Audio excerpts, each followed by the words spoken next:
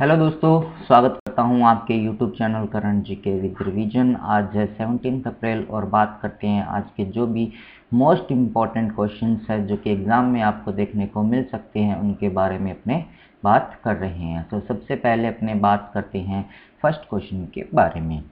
समावेशी इंटरनेट सूचकांक 2021 की जो रिपोर्ट है वो पेश की गई, जिसके अंदर भारत की जो रैंक है वो क्या रही।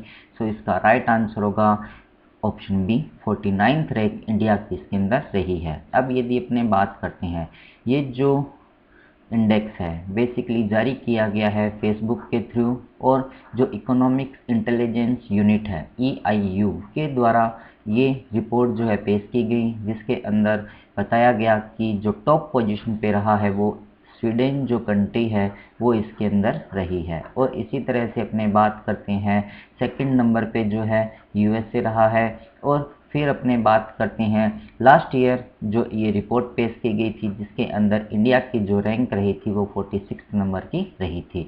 ये जो रिपोर्ट पेश की गई है बेसिकली कुछ मुख्य बिंदुओं जैसे कि आपकी इंटरनेट की अवेलेबिलिटी कितनी है, वहाँ के जो लोग हैं जिस क्षेत्र में रह रहे हैं उसको कितना अफोर्ड कर सकते हैं, और वहाँ के लोग उसको कितना यूज कर रहे हैं। ये कुछ मुख्य बिंदु थे जिनके ऊपर ये रिपोर्ट जो है पेश की गई है। फिर बात करते हैं जो अपने बाकी के ऑप्शंस हैं उनके बारे में। सो सबसे पहले अपने बात कर रहे हैं वो है ऑप्शन सी 140 की। सो 140 जो ये रैंक है ग्लोबल हंगर इंडेक्स की रही है, जिसके अंदर इंडिया की 114th रैंक रही थी। वर्ल्ड हैप्पीनेस इंडेक्स की जो रिपोर्ट आई थी वो उसके अंदर इंडिया जो है 139th रैंक पे रहा था। और अपने वर्ल्ड इंटेलेक्चुअल प्रॉपर्टी की बात करते हैं इंडेक्स की, तो उसके अंदर इंडिया जो है 14th नंबर पे रहा था। अब अपने बात करते हैं क्वेश्चन नंबर सेकंड की। बात कर रहे हैं क्वेश्चन नंबर सेकंड की।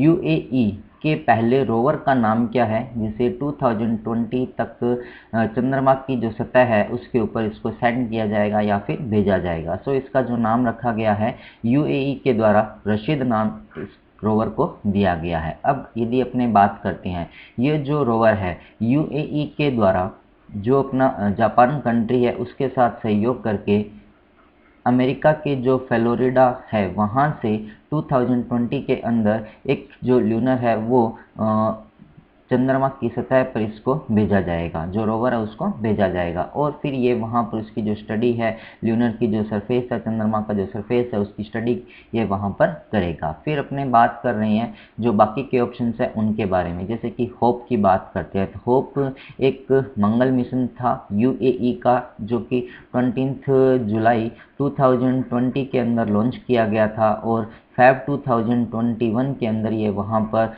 जो मंगल की सतह है या फिर अपने परिधि है उसकी बात करते हैं, वहाँ पर ये पहुँच चुका है सफलतापूर्वक। फिर इसी तरह से बात करते हैं परसेवरेंस, जो कि एक रोवर का नाम है USA का, जो कि अभी मंगल की जो ऑर्बिट है वहाँ पर ये एंटर किया था और उसकी जो सतह है उसके ऊपर इसने लैंड किया है। इसी तरह से बात करते हैं अपने चंद्रयान की। चंद्रयान जो है बेसिकली भारत का एक मिशन है जो कि चंद्रमा से रिलेटेड है। पहले ये जो मिशन लॉन्च किया गया था, जो चंद्रयान फर्स्ट था वो 2008 के अंदर लॉन्च किया गया था। उसके बाद जो सेकंड है वो 2019 के अंदर लॉन्च किया गया था। अब इसकी घोषणा की गई है कि 2022 के अंदर जो है वो थर्ड जो चंद्र मिशन है वो लॉन्च किया जाएगा। फिर अपने बात कर रहे हैं यहाँ पर UAE के बारे में। बात करते हैं यूनाइटेड अरब अमीरात जो कंट्री है उसके बारे में। यहाँ पर आपको UAE का जो शो करंट जो मैप है वो शो किया गया है। इसके साथ जो इसके नेबर कंट्रीज है, जैसे कि अपने बात करते हैं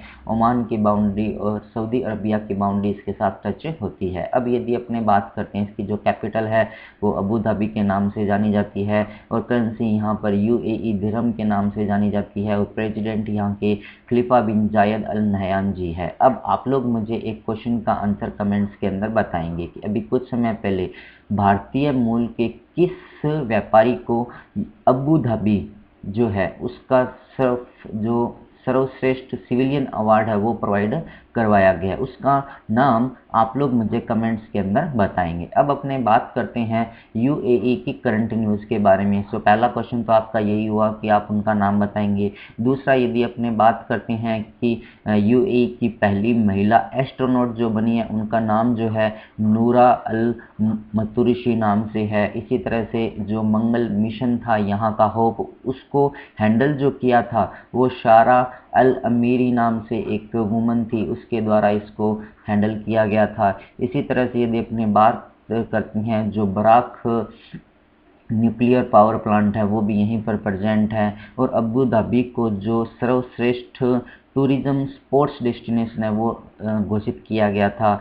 शारजा इंटरनेशनल बुक फेयर 2019 का भी यहीं लगा था। और यूएई के द्वारा एग्रीगोटा ई मार्केट प्लेस नाम का एक वेब पोर्टल है वो भी लॉन्च किया गया। सो ये कुछ करंट न्यूज़ की बातें थी यूएई के बारे में। अब अपने बात करते हैं नेक्स्ट क्वेश्चन नंबर 3 के बारे में। सो अभी हाल ही में कौन से बैंक ने RRA 2.0 को स्टार्ट किया है? सो सबसे पहले अपने बात करते हैं RRA की फुल फॉर्म की। सो इसका रेगुलेशन रिव्यू अथॉरिटी इसका फुल फॉर्म रहता है। ये जो शुरू किया गया है वो ऑप्शन बी इसका राइट आंसर होगा। रिजर्व बैंक ऑफ इंडिया के द्वारा बेसिकली इसको स्टार्ट किया गया है। इसका मुख्य उद्देश्य RRA का जो मुख्य उद्देश्य है कि जो भी हमारे सेंट्रल बैंक है उनके अंदर जो भी स्कीम आ रही है उनको रेगुलेट करना, उनको रिव्यू करना और उनको किस तरह से अनुपालना की जा रही है, ये सभी स्टेप्स इसके अंदर उठाए जा रहे हैं। अब बात करते हैं ये जो RRA है बेसिकली 1 मई 2021 के दौरान ये स्टार्ट हो जाएगी।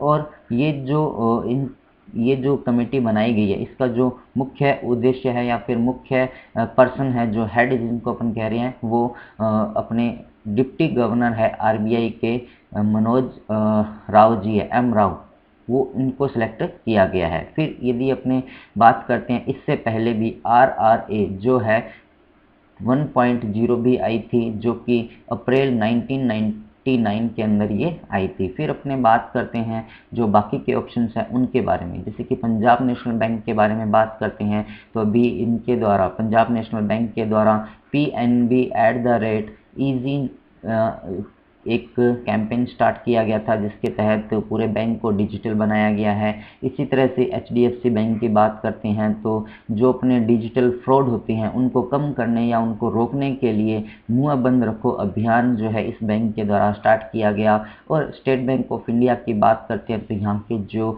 चेयरमैन है वो दिनेश खारा जी बने हुए हैं। फिर अपने बात करते हैं नेक्स्ट क्वेश्चन नंबर 4 के बारे में। किस देश ने गगनयान के लिए भारत के साथ एक अंतरिक्ष समझौते पर हस्ताक्षर किए हैं? सो इसका जो राइट आंसर होगा इंडिया के साथ फ्रांस सरकार के द्वारा बेसिकली ये समझौता किया गया है। और ये जो है समझौता किया गया है भारत सरकार की जो या फिर भारत की जो स्पेस एजेंसी है इसरो और जो फ्रांस की स्पेस एजेंसी है CNES, इसके द्वारा ये समझौता किया गया है, जिसके तहत भारत सरकार के द्वारा जो गगनयान लॉन्च किया जा रहा है उसके तहत जो भी एस्ट्रोनॉट को स्पेस के अंदर भेजा जा रहा है उनसे रिलेटेड कुछ फैक्ट्स है या फिर कुछ MOU जो है इनके द्वारा साइन किए गए हैं। फिर बात करते हैं अपने जो बाकी के ऑप्शंस हैं उनके बारे में। जैसे बांग्लादेश की बात करते हैं तो बंगबंधु शेख मुजफ्फर रहमान यहाँ के राष्ट्रपिता है और इनके ऊपर एक यूनाइटेड नेशन के द्वारा जो प्राइज़ है वो भी घोषित किया गया है। फिर बात करते हैं स्पेन के बारे में। सो लोरिसिस के जो स्पोर्ट्स अवार्ड है 2021 के लिए उसका जो आयोजन है वो स्पेन कंट्री के वेलिस जो सिटी है उसके द्वारा किया जाएगा। जापान की यदि बात करते हैं तो यहाँ पर 2021 के अंदर जो ओलंपिक गेम्स होंगे उनका आयोजन जापान के द्वारा किया जाएगा यदि ये जो कोविड-19 का ड्यूरेशन अभी चल रहा है ये सही हो जाता है तो। फिर बात करते हैं अपने नेक्स्ट क्वेश्चन 5 नंबर के बारे में। सो प्रत्येक वर्ष 16 अप्रैल को कौन सा दिवस मनाया जाता है? सो इसका राइट आंसर होगा option D, world voice day इस दिन मनाया जाता है। ये जो डे मनाया जाता है जो भी हमारे पर्सन्स है जो कि आपस में बातचीत करते हैं उससे रिलेटेड है। और फिर यदि अपने बात करते हैं इस बार जो इसकी थीम रखी गई है वो रखी गई है वन वर्ड मैनी वॉइस नाम से। इस बार इसकी जो थीम है वो रखी गई है। फिर यदि अपने बात करते हैं ये जो बाकी के जो ऑप्शंस हैं उनके बारे में, जैसे कि डॉक्टर अंबेडकर जयंती, ये जो डे मनाया जाता है इंडिया के अंदर मनाया जाता है, 14 अप्रैल को मनाया जाता है। फिर बात करते हैं इंटरनेशनल ह्यूमन स्पेस फ्लाइट, जो कि पूरे वर्ल्ड के अंदर मनाया जाता है। इसी दिन पहले जो अंतरिक्ष यात्री थे यूरी गागरिन, उन्होंने स्पेस के अंदर वॉक किया था, जो कि 12 अप्रैल को मनाया जाता है। फिर यदि अपने बात करते हैं वर्ल्ड आर्ट्स डे के बारे में, जो कि 15 अप्रैल को बेसिकली ये मनाया जाता है। फिर बात करते हैं अपने नेक्स्ट क्वेश्चन नंबर 6 के बारे में। बात कर रहे हैं क्वेश्चन नंबर 6 के बारे में। किस कंपनी ने अमेजन संभव वेंचर फंड शुरू किया है? इसका राइट आंसर होगा ऑप्शन सी, अमेजन कंपनी के द्वारा बेसिकली $250 मिलियन जो है उसका एक फंड भारत के अंदर जो एसएमई है उनको डिजिटल बनाने के लिए बेसिकली एक फंड जो है वो जारी किया गया। एसएमई जो स्मॉल मीडियम एंटरप्राइजेज हैं उनकी बात की जा रही है। इनको पूर्ण रूप से डिजिटल बनाने के लिए अमेजन के द्वारा बेसिकली अमेजन संभव वेंचर फंड एक स्टार्ट किया गया है। फिर यदि अपने बात करते हैं अमेजन के बारे में, अमेजन जो है बेसिकली यूएसए की एक कंपनी है जिसका जो हेडक्वार्टर है वो वॉशिंगटन के अंदर प्रेजेंट है। और फिर यदि अपने बात करते हैं इसके जो संस्थापक थे वो जेफ बेजोस थे, जो कि अभी दुनिया के अंदर सबसे अरबपति व्यक्तियों की एक सूची आई थी जिसके अंदर फर्स्ट पोजीशन पे ये बने हुए थे। फिर बात करते हैं अपने जो बाकी के ऑप्शन है उनके बारे में, जैसे एयरटेल पेमेंट बैंक की बात करते हैं तो इनके द्वारा अभी 123 नाम से एक सेविंग अकाउंट ओपन करने की घोषणा की गई थी। फ्लिपकार्ट की बात करते हैं तो एशिया का सबसे बड़ा जो फुलफिलमेंट सेंटर होता है, जिसको अपने कह सकते हैं जो पैकिंग की सुविधा होती है, वो हरियाणा के गुरुग्राम के अंदर फ्लिपकार्ट के द्वारा ओपन किया गया है। फिर बात करते हैं अपने क्वेश्चन नंबर 7 के बारे में। बात करें क्वेश्चन नंबर 7 की, हॉपकिन संस्थान किस राज्य में मौजूद है जिसे कोवावैक्सीन के निर्माण की मंजूरी मिल गई है? सबसे पहले बात करते हैं कोवैक्सीन बेसिकली एक कोविड-19 की वैक्सीन है जिसे भारत बायोटेक के द्वारा इंडिया के अंदर डिज़ाइन किया जा रहा है। उसी को डिज़ाइन करने के लिए महाराष्ट्र राज्य के अंदर एक हॉपकिन इंस्टीट्यूट है जो कि इस वैक्सीन को निर्माण करेगा। पहले तो ये सिर्फ भारत बायोटेक ही इसका निर्माण कर रही थी, लेकिन अब जो है हॉपकिन संस्थान है वो भी इसका निर्माण करेगी। ये जो निर्माण किया जा रहा है कोविड-19 वैक्सीन का, वो जो टेक्नोलॉजी ट्रांसफर स्कीम है उसके तहत किया जा रहा है। फिर यदि अपने बात करते हैं बाकी के जो ऑप्शन हैं उनके बारे में, जैसे छत्तीसगढ़ की बात करते हैं तो प्रधानमंत्री सड़क योजना के अंदर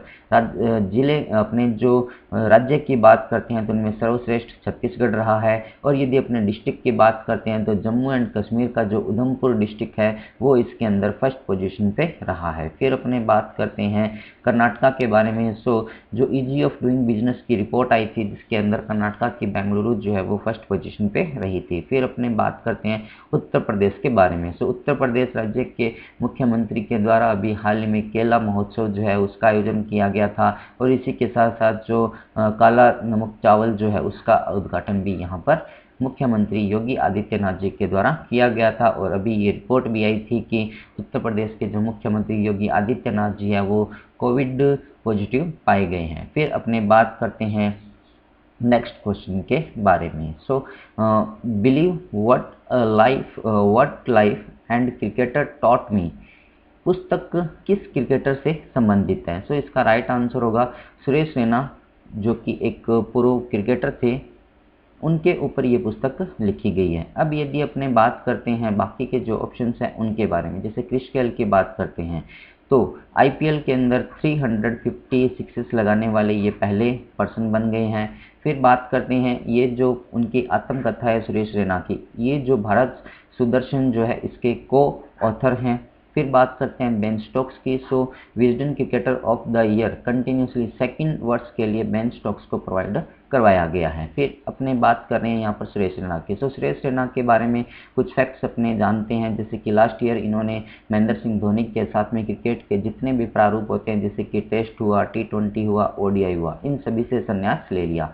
फिर बात करते हैं सेकंड के बारे में। सेकंड अपने कह सकते हैं कि ये भारत के ऐसे प्लेयर बने थे जिन्होंने कि ओडीआई, T20 और टेस्ट तीनों के अंदर जो है सेंचुरी या फिर 100 रन इन्होंने बनाए हुए हैं। फिर बात करते हैं इन्होंने जो अभी संन्यास लिया था वो महेंद्र सिंह धोनी जी के साथ में ही लिया था। सो ये था आज का वीडियो। यदि आप लोगों को ये वीडियो पसंद आया हो तो आप इसे लाइक कीजिएगा एंड शेयर कीजिएगा। जो भी पर्सन इस चैनल को फर्स्ट टाइम देख रहे हैं, current GK with revision channel को सब्सक्राइब कीजिएगा और पास में जो बेल आइकन होता है उसको भी आप प्रेस कीजिएगा। जैसे ही आप इसको प्रेस करते हैं तो मेरे द्वारा दी गई हर इन्फॉर्मेशन का नोटिफिकेशन आपको मिल जाएगा। फिर बात करते हैं जो लास्ट वीडियो था उसके रिवीजन के बारे में। सबसे पहले बात करते हैं फर्स्ट क्वेश्चन की।